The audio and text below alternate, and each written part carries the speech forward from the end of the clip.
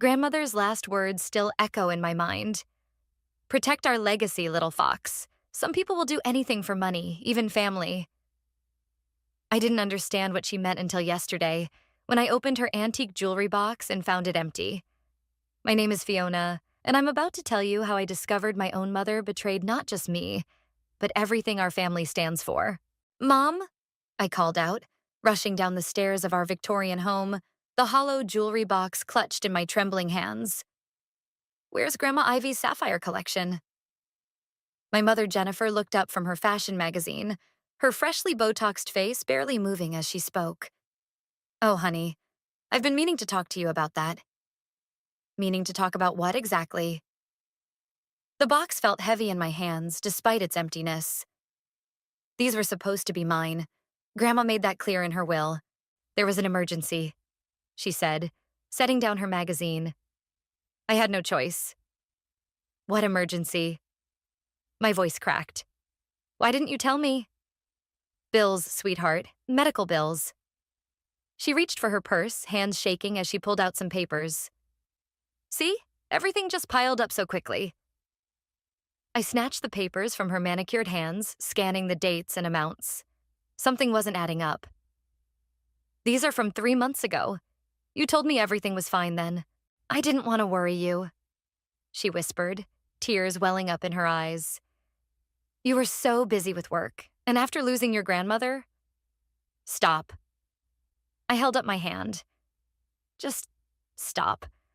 Those jewels were priceless family heirlooms. Grandma specifically left them to me because she always liked you better, Mom snapped, then immediately softened her tone. I'm sorry, baby. I was desperate. I'll make it up to you somehow. My Aunt Vera chose that moment to walk in through the front door. She never knocks anymore. Her eyes darted between us, sensing the tension. What's going on? Mom sold Grandma's sapphires, I said flatly. Apparently for some emergency she never told me about. Vera's face darkened. Jennifer, you didn't. What choice did I have? Mom stood up, dabbing at her eyes with a tissue. The bills were overwhelming. I couldn't let them send collectors after us. Us? I laughed bitterly. There is no us in this situation. Those weren't yours to sell. I'm still your mother. She grabbed my arm. Everything I do for this family. I yanked my arm away, finally noticing something odd about her face. The smoothness, the slight swelling around her cheeks.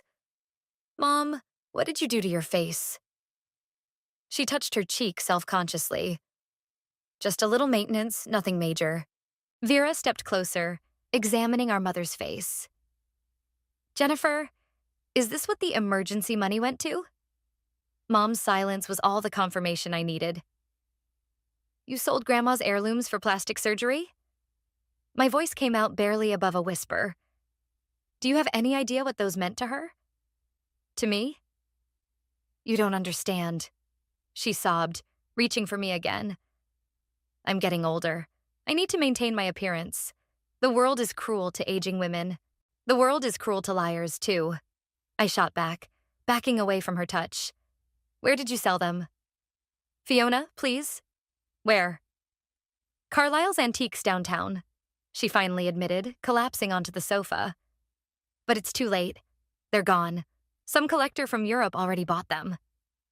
I turned to Vera, who looked as disgusted as I felt. Did you know about this? She shook her head. No, but honestly, I'm not surprised. Your mother has always been creative with the truth when it comes to money. Vera, don't you dare. Mom stood up, mascara running down her cheeks. I've done everything for this family. Everything. And this is how you both treat me? I clutched the empty jewelry box tighter, remembering the day Grandma showed me each piece, telling me the stories behind them. How they'd been passed down through generations of strong women in our family. Women who faced real challenges, not imagined ones. I'm calling Dorian, I announced, pulling out my phone. He's still practicing estate law, right? You wouldn't. Mom gasped. Your own mother? Watch me. I started dialing. Grandma was right about you. She knew exactly what you'd try to do. That's why she made me executor of her estate. As my mother dissolved into theatrical sobs, I walked out of the room, Vera following close behind. My grandmother's words echoed in my head again. Protect our legacy, little fox. And that's exactly what I intended to do, no matter the cost. These bank statements don't lie, I muttered, spreading papers across my Aunt Vera's kitchen table. Look at these transactions from the past 6 months. Vera leaned over my shoulder, her reading glasses perched on her nose. Luxury spa treatments, designer boutiques, and is that a membership to some exclusive club? The Velvet Room, I confirmed, circling the recurring charge. $5,000 per month just for access. Some exclusive social club downtown. Your mother always did have expensive taste. Vera sighed, settling into the chair beside me. Remember when she spent your college fund on that trip to Paris? Yeah, and told me it was stolen by identity thieves. I grabbed my coffee, letting the bitter taste fuel my growing anger. I worked 3 jobs to pay for my first semester. My phone buzzed, another text from Mom. Baby, please call me. I can explain everything. I ignored it, just like the previous 20 messages. There's something else you should know, Vera said, getting up to retrieve a folder from her desk. I've been keeping track of some things since your grandmother passed. She pulled out a stack of receipts and handwritten notes. Every time Jennifer claimed there was an emergency, I documented it. Medical emergencies, car repairs, roof leaks. And let me guess, none of them were real? Bingo. Vera spread out the papers. That emergency appendectomy last year? She was actually at a wellness retreat in Arizona. The critical roof repair? New wardrobe from Nordstrom. My phone buzzed again. This time it was Dorian. Got the preliminary paperwork ready? Meet at my office at 2? Yes, please, I texted back. What's your plan? Vera asked, watching me gather the evidence. First, I'm meeting with Dorian to review Grandma's will. There might be clauses we can use to protect what's left of the estate. I stood up, stuffing papers into my messenger bag. Then I'm paying a visit to Carlisle's Antiques. I'll come with you, Vera offered, grabbing her car keys. That old buzzard Carlisle knows me. He might be more willing to talk. The drive downtown was tense. Another call from Mom. Ignored. Carlisle's Antiques was exactly as I remembered it from childhood visits with Grandma. The bell above the door chimed as we entered, and Mr. Carlisle himself looked up from his ledger. Vera McCarthy. He smiled, then his face fell slightly when he saw me. And young Fiona, was expecting one of you eventually. The Sapphire Collection, I said without preamble. How much did she get for it? Carlisle shifted uncomfortably. I'm not at liberty to discuss— Cut the crap, George, Vera interrupted. We know Jennifer sold them. We need to know if there's any way to track down the buyer. He hesitated, then sighed. $150,000. Well below their actual worth, but she was insistent on a quick sale. My stomach lurched. $150,000? For emergency medical bills? Medical bills? Carlisle frowned. She mentioned something about a surgeon, but it wasn't for anything urgent. Said she'd been planning it for months. Just then, my phone lit up with a social media notification. My cousin Xavier had tagged me in a post. A photo from the Velvet Room taken last night. There was my mother, face freshly done, wearing a designer dress I'd never seen before, champagne glass in hand. The caption read, Auntie J living her best life. That lying— I couldn't even finish the sentence. My hands were shaking too hard. Fiona, Vera said quietly, there's something else you should know. Your mother came to me last week asking to borrow money. Said she needed it for property taxes. Let me guess. Another lie? I followed her after I turned her down. She went straight to a cosmetic surgeon's office. Vera pulled out her phone, showing me a photo she'd taken. I did some digging. She's scheduled for another procedure next week. The bell chimed again, and we turned to see Xavier walking in, looking sheepish. Hey, cuz. Guess you saw my post? Take it down, I growled. Already did, he said quickly. Look, I had no idea about the jewelry. Mom told me what happened this morning. I just thought you should see what she's really been up to. I looked at the evidence in my hands, bank statements, receipts, photos. 6 months of calculated deception, all leading up to the theft of my inheritance. Thanks for your help, Mr. Carlyle, I said, turning toward the door. I've got a meeting with my lawyer. Fiona, he called after me. For what it's worth, I tried to talk her out of it. Told her those pieces should stay in the family. They should have, I replied. And now she's going to learn exactly what that means. As we left the shop, I finally answered one of Mom's texts. Hope the new face was worth it. See you in court. Family dinner had always been a monthly tradition at our house, but this one was different. The tension was thick enough to cut with the expensive silver knives Mom insisted on using, the ones she probably bought with my inheritance money.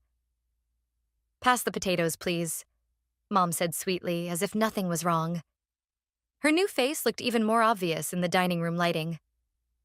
Interesting choice of serving dishes, I commented, nodding at the crystal bowl. New? Oh, these old things. She laughed nervously. Just something I had in storage. Xavier nearly choked on his wine. Funny, I saw those exact ones at Marshall's last week. Premium collection, right? Mom's smile faltered slightly. I don't know what you're talking about. Just like you don't know about the emergency that required you to sell Grandma's sapphires? I set down my fork. Or should we discuss your actual emergency? The one involving Botox and fillers? The room went silent. Vera stopped mid-bite, and Xavier leaned back in his chair, crossing his arms. This is hardly the time or place, Mom started. Actually, I interrupted, pulling out my phone, this is exactly the time and place. Everyone's here, so everyone can see exactly what kind of emergency you had. I pulled up the before and after photos from her surgeon's Instagram page. She hadn't even bothered to ask them not to post them. You went to Dr. Reynolds? Vera asked, peering at the phone. He's the most expensive cosmetic surgeon in the city. $150,000 worth of expensive, I added. That's what Grandma's sapphires went for. At a fraction of their real value, by the way. Mom's face, what could move of it, contorted with rage. You went behind my back? Investigated me like some kind of criminal? You went behind mine first, I shot back. Those jewels were legally mine. You committed theft, Mom. Plain and simple. I am your mother. Everything I own is yours eventually anyway. That's not how inheritance law works, Xavier chimed in. Actually, Fiona could press charges if she wanted to. Mom's head snapped toward him. Since when are you an expert on law? Since I started dating a legal assistant. He shrugged. She found some interesting things when I asked her to look into this, by the way. He pulled an envelope from his jacket and slid it across the table to me. You might want to read this later. Before I could reach for it, Mom snatched it up. Don't you dare, I warned, standing up. This is my house, she snapped, ripping open the envelope. As she read, all the color drained from her face. What is it? Vera asked. Nothing, Mom said quickly, trying to stuff the papers back inside. Xavier cleared his throat. Those are records of other sales. Apparently the sapphires weren't the only things that disappeared after Grandma died. Give me those papers, I demanded, walking around the table. Mom jumped up, backing away. These are private family matters. Exactly, I said. And I'm the executor of Grandma's estate. Those papers. Now. She looked around wildly, then made a dash for the kitchen. I heard the garbage disposal whir to life. Are you kidding me? I ran after her, but it was too late. The papers were gone. It doesn't matter, Xavier called from the dining room. I have copies. My girlfriend made sure of that. Mom slumped against the counter, finally dropping her perfect hostess act. You don't understand. None of you do. Do you know what it's like to watch yourself fade away? To become invisible? Do you know what it's like to watch your mother destroy everything your grandmother built? I countered. To realize every emergency, every crisis, every time you needed help was just another manipulation? I gave you everything. You took everything, I corrected her. And now you're going to face the consequences. The doorbell rang, making us all jump. Vera went to answer it. Fiona? She called. There's someone here you need to see. I walked to the front door, Mom trailing behind me. Standing on the porch was a man I hadn't seen in 5 years. My father. Hello, Princess, he said softly. Xavier called me. Said there were some things about your mother's financial dealings I should know about. Mom made a small choking sound behind me. Calvin, she whispered. You can't be here, actually, he said, pulling out what looked like old bank statements. I think I'm exactly where I need to be. We need to talk about what really happened to our joint accounts before the divorce. I felt a hand on my shoulder. Xavier. Remember those interesting things my girlfriend found? This is just the beginning. The papers Mom had destroyed suddenly didn't seem so important anymore. Whatever was coming next would be much, much bigger. Your mother didn't just take the sapphires, Dorian said, spreading documents across his office desk. She's been systematically liquidating assets for years. I slumped in the leather chair across from him, clutching my coffee like a lifeline. How bad is it? Bad enough that your father's here. He gestured to where Dad sat by the window, looking through old financial records. The beach house in Maine, Dad muttered. The vacation property in Colorado. All sold within months of each other, right before our divorce. But those were jointly owned, I said. How could she sell them without your signature? Dorian pulled out another document. That's where it gets interesting. Look at these signatures. I leaned forward, examining the papers. These don't match. Forgery, Dad confirmed, his voice tight. She got better at it over time, but these early ones are sloppy. My phone buzzed. Another text from Mom. Please come home. We can work this out as a family. Don't respond, Dorian advised, noting my expression. Everything needs to go through legal channels now. A knock at the door interrupted us. Xavier's girlfriend Maria walked in, carrying a thick folder. You're going to want to see this, she said, laying out more documents. I found something in the property records. There's a hidden asset, a condo downtown registered to a shell company. Let me guess, I said. Purchased around the time Grandma's sapphires disappeared? 2 days after the sale, Maria confirmed. But here's the kicker. It's not in your mom's name. It's registered to someone named Patricia Wells. Dad's head snapped up. That's her mother's maiden name. Classic hiding technique, Dorian noted, but sloppy. Very sloppy. There's more, Maria continued. The condo was used as collateral for a loan last month. A big one. I felt my stomach drop. How big? $200,000. Jesus, Dad whispered. What is she into? My phone rang. Vera this time. I put her on speaker. Fiona, you need to get to the house now. Her voice was urgent. Your mother's trying to access the safe deposit box at the bank. The one with Grandma's will and the rest of the jewelry. She can't, I said. I'm the only one with access. She's claiming emergency family authorization. Says you're incapacitated. She's what? I stood up so fast my chair toppled backward. I'm heading to the bank now, Vera said. But you need to get there first. You're the legal executor. Dorian was already grabbing his coat. I'm coming with you.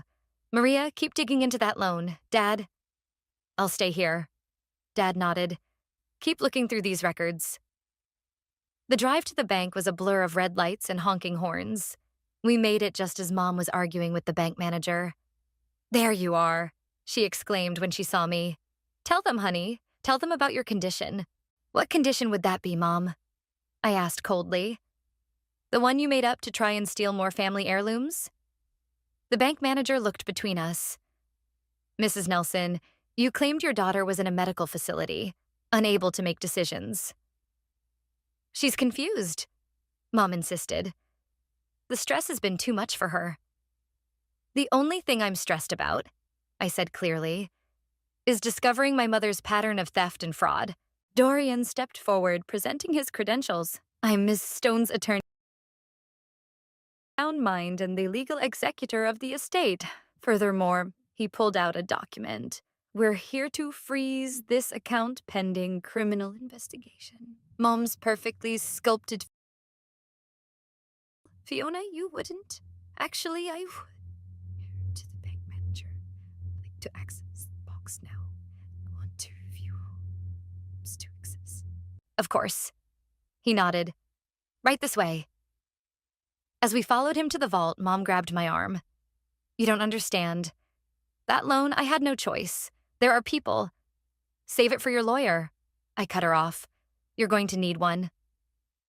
The safe deposit box contained exactly what I feared. Empty spaces where more jewelry should have been. But it also held something unexpected. A letter from Grandma, dated just weeks before she died. What is it? Dorian asked, noting my expression as I read. Proof, I said quietly. Proof that Grandma knew exactly what Mom was capable of, and instructions on how to stop her. Mom had gone pale.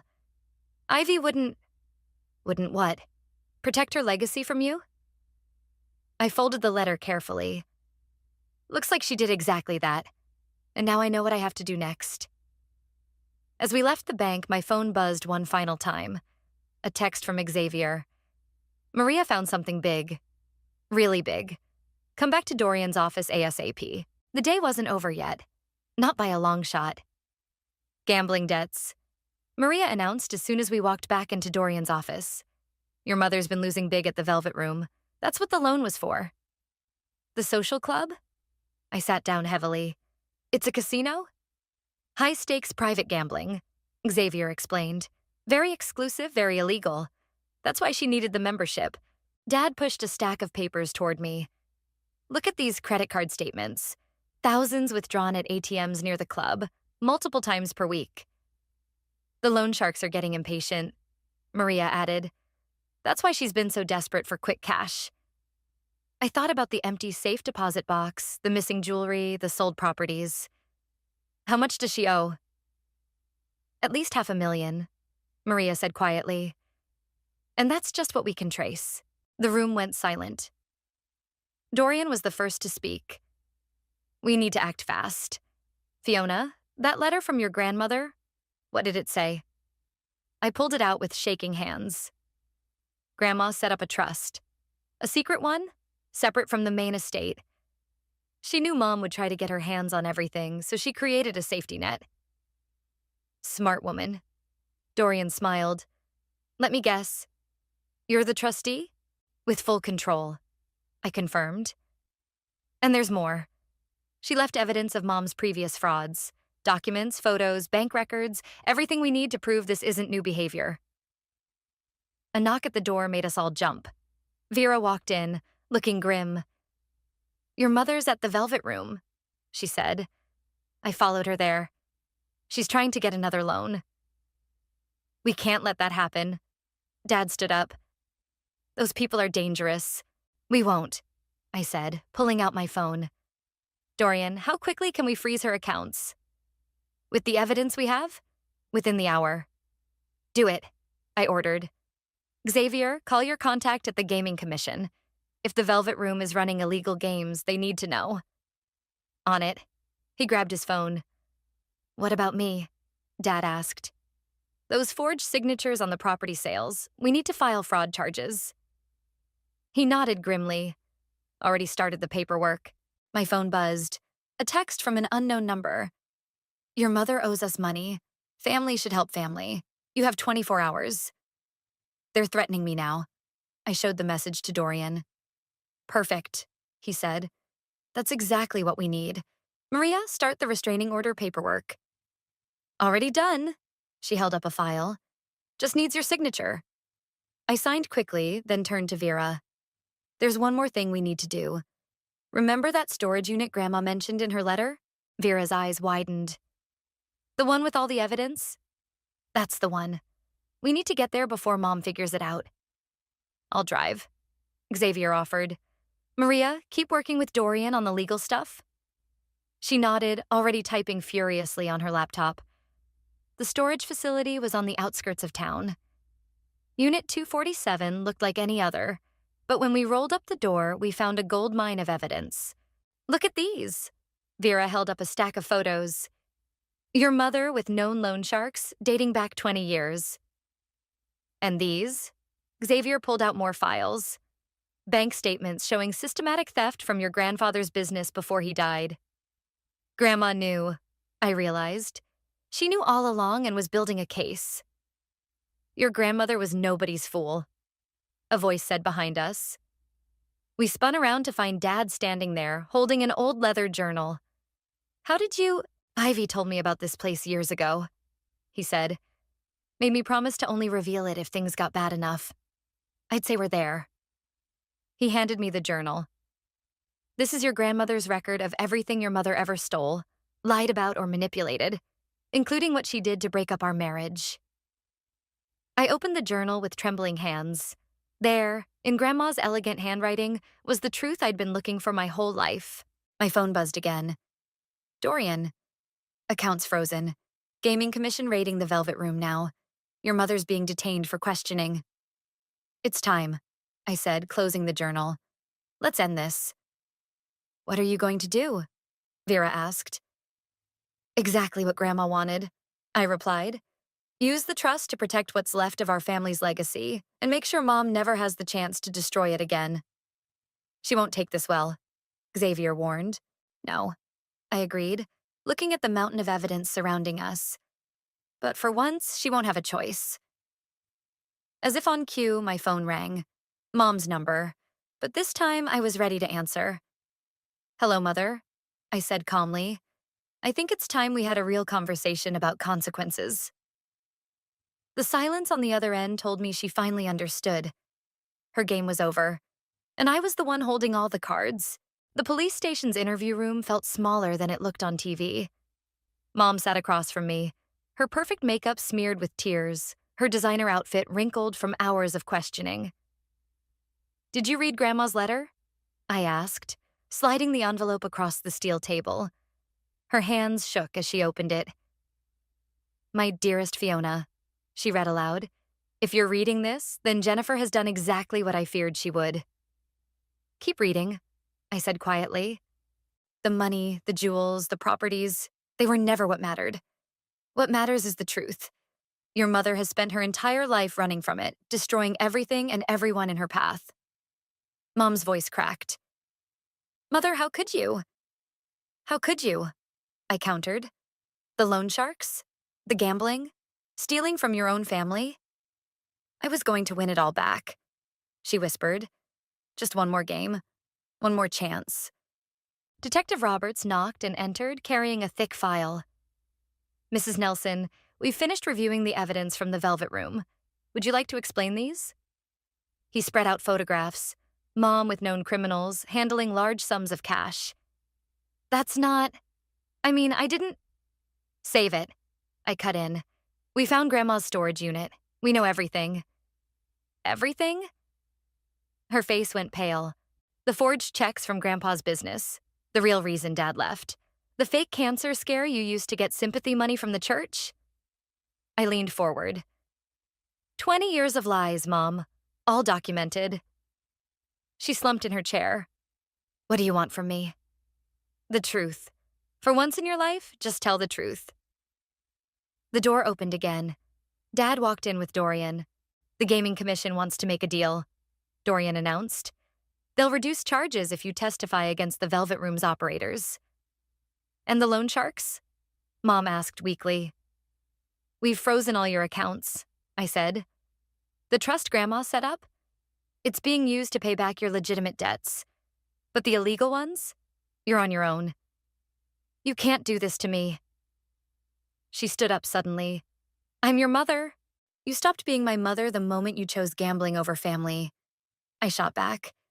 The moment you sold Grandma's sapphires for plastic surgery. The moment you forged Dad's signature and drove him away. It wasn't like that, she protested. Dad stepped forward. Then what was it like, Jennifer? Tell us. Tell your daughter why you destroyed our family. Mom looked around the room like a cornered animal. Finally, she broke. I couldn't stand being ordinary, she burst out. Your grandmother had everything, the respect, the status, the legacy. I married into this family thinking I'd have that too, but all I got were expectations and judgment. So you decided to steal it instead? I asked. I deserved it. All those years playing the perfect wife, the perfect mother, I deserved something for myself. Detective Roberts cleared his throat. Mrs. Nelson, are you confessing to theft and fraud? She fell silent, reality finally catching up. Here's what's going to happen, I said, pulling out a document. You're going to sign control of all remaining assets over to the trust. You're going to enter rehabilitation for your gambling addiction, and you're going to tell the Gaming Commission everything you know about the Velvet Room. And if I refuse? Then we press charges, Dad said. All of them. The fraud, the theft, the forgery. You'll go to prison, Jennifer. She stared at the document for a long moment. What about my debts? The legal ones will be handled, I assured her. The illegal ones? Well, maybe prison would be safer than facing those collectors. Her hand trembled as she reached for the pen. I never meant for it to go this far. You never meant to get caught, I corrected her. There's a difference. She signed the papers, then looked up at me with tears in her eyes. What happens now? Now? I stood up. Now you face the consequences, just like Grandma knew you'd have to someday. As we left the police station, Dad put his arm around my shoulders. Your grandmother would be proud of you, Princess. I'm not sure about that, I said. This doesn't feel like a victory. It's not supposed to, Dorian chimed in, but it's necessary. Sometimes protecting a legacy means making hard choices. My phone buzzed. A text from Xavier. Maria found the buyer of the sapphires. He's willing to sell them back. I smiled slightly. Maybe some things could be recovered after all. But as I watched Mom being led away by officers, I knew some things would never be the same. And maybe that was exactly what needed to happen. Please, Fiona, I need money for the commissary, Mom begged through the prison phone. Her face on the video screen looked different. Older, stripped of its artificial smoothness. 3 months in county jail had worn away the facade she'd spent so much money creating. No, I said firmly. The trust will provide basic necessities, but that's it. No extras. You don't understand what it's like in here. Her voice cracked. The other inmates, maybe you should have thought about that before you testified against half the people in the Velvet Room. She flinched. They were criminals. So were you, Mom. That's why you're there. A guard appeared behind her. 5 minutes, Nelson. Mom leaned closer to the screen. What about the rehabilitation program? If I complete it, can I come home? Home? I laughed without humor. The house has been sold to pay your debts, remember? But where will I go when I get out? The trust will provide for a small apartment and living expenses, contingent on you maintaining sobriety and attending therapy. I held up the document. Just like we agreed. You're treating me like a child. No, I'm treating you like someone who stole from their family and gambled away their future. I softened my tone slightly. This is what getting help looks like, Mom. The door to the prison visiting room opened and Vera walked in. Mom's expression hardened. What is she doing there? Supporting me, I said. Unlike some people. Vera placed a hand on my shoulder. Jennifer, the sapphires are back in the family's possession. Mom's eyes widened. How? The buyer was more understanding than you deserved, I explained. Once he learned they were stolen family heirlooms, he agreed to sell them back. At cost. Using my money, I suppose? Using what's left of Grandma's trust. I corrected her. The money you didn't manage to gamble away. A tear rolled down her cheek. I never meant to hurt you, baby.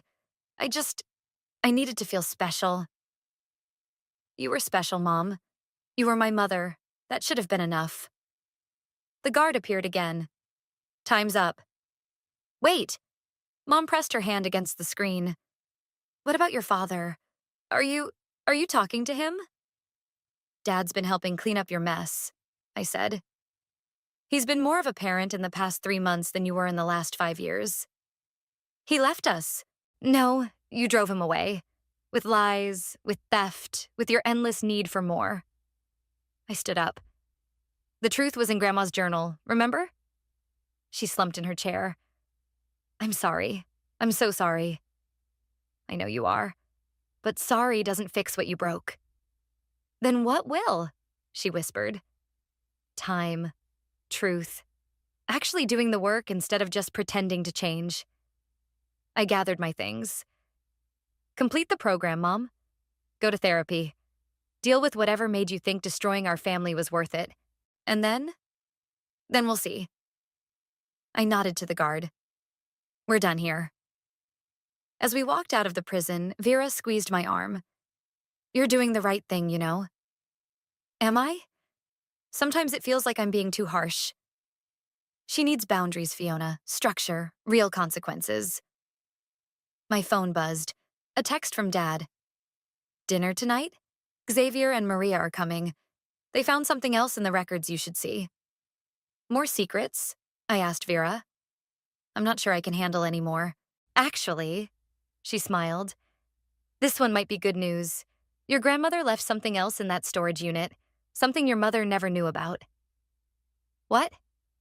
Come to dinner and find out. She dangled her car keys. Sometimes family secrets can heal as well as hurt. I took one last look at the prison behind us. Mom was being led back to her cell, shoulders slumped, designer clothes replaced by an orange jumpsuit. You know she'll try to manipulate you again, Vera warned. I know. I got into the car. But this time I'm ready for it. Because of Grandma's letter? Because I finally understand what Grandma meant about protecting our legacy. I buckled my seatbelt. It's not about the jewelry or the money, it's about breaking the cycle. As we drove away, another text came through, from Mom's rehabilitation counselor. Your mother asked to start individual therapy today. Small steps, but progress. Maybe, just maybe, some things could be rebuilt. Not the same as before, but something new. Something honest. For now, though, I had a dinner to get to, and a family, or what was left of it, waiting to share one more secret. This time, I hoped, one that wouldn't break my heart. Happy birthday, Grandma, I whispered, placing fresh flowers beside her headstone. The morning dew still clung to the grass, and the sapphire pendant around my neck caught the early sunlight. She would have loved this, Dad said, standing beside me. All of us here together. Xavier and Maria spread out a blanket nearby, while Vera unpacked a basket of Grandma's favorite breakfast pastries. Our new tradition, morning picnics at the cemetery, had started spontaneously after we discovered Grandma's final gift. Show them the letter, Xavier urged. The real one. I pulled out the weathered envelope we'd found hidden in a false bottom of the storage unit. Unlike Mom's manipulation and lies, this secret had been worth keeping. Dear ones, I read aloud. If you're having breakfast by my grave, it means the truth has finally come out. Jennifer's actions have consequences, yes, but don't let them poison your hearts. Family isn't just blood, it's choice. Choose to be better. Choose to be together. She knew. Vera smiled. She knew we'd find our way back to each other. There's more, I continued. In my safety deposit box, the real one, not the decoy Jennifer knew about, you'll find letters for each of you. Read them when you're ready. And remember, sometimes family trees need pruning to grow stronger. Dad pulled out his own letter. Mine told me to come home, to help you through this. She knew I'd been staying away out of shame. Mine led me to Maria. Xavier squeezed his now fiancé's hand. Grandma's letter told me to look closer at the people already in my life. And mine? Vera held up her paper. Told me to be the bridge this family needed, to help pick up the pieces. My phone buzzed. Mom's Rehabilitation Center. I answered on speaker. Fiona? Mom's voice sounded different. Clearer, more genuine. I finished the program today. 6 months sober. That's good, Mom. I'm not asking to come home. she said quickly. I know I haven't earned that. I found something in therapy about why I did what I did. Would you, would you let me tell you about it? Over coffee, maybe? I looked at my family gathered around Grandma's grave, then at the final line of her letter. Forgiveness isn't forgetting. It's choosing to give someone the chance to change. Coffee, I agreed, but not alone. Dad and Vera will come too. Thank you. Mom's voice cracked. And Fiona? I saw the trust statement. Thank you for paying for my therapy instead of just the basics. After hanging up, Maria pulled out one last item from the picnic basket, Grandma's old photo album. Look what we found in the storage unit. She opened to a marked page. Your grandmother left notes. There, beside each family photo, were Grandma's observations. Not just dates and places, but insights. Warnings about Mom's early signs of trouble. Hope for Dad's eventual return. Pride in my resilience. She didn't just leave us money or jewelry, I realized. She left us a roadmap. For healing, Dad nodded. For rebuilding, Vera added. For choosing better, Xavier finished. I touched the sapphire pendant, not just recovered jewelry now, but a symbol of everything we'd learned. So, what do we choose? We choose to be here, Dad said firmly. To be honest, Vera added. To be family, Xavier and Maria said together. The morning sun had fully risen now, warming the cemetery and making the dew sparkle like scattered diamonds. Somewhere in the distance, church bells rang. Your turn. Dad nudged me. What do you choose? I looked at my phone, at Mom's text asking about coffee, at the family surrounding me with love and truth instead of manipulation and lies, at Grandma's headstone, where she'd watched over all of this unfolding exactly as she'd planned. I choose to be strong, I said. Strong enough to set boundaries. Strong enough to forgive without forgetting. Strong enough to let people earn their way back without guaranteeing they'll succeed. Just like Ivy. Vera smiled. Just like Grandma, I agreed, touching the headstone one last time. And that's the best legacy of all. We settled in for breakfast, sharing stories and memories, laughter mixing with the morning bird song. Not a perfect family. We'd never be that. But a real one, finally. One built on truth instead of lies, strength instead of manipulation, love instead of fear. And somewhere, I knew, Grandma was watching with satisfaction, knowing her final secret had done exactly what she'd intended. It had given us the chance to choose what kind of family we wanted to be. We chose well.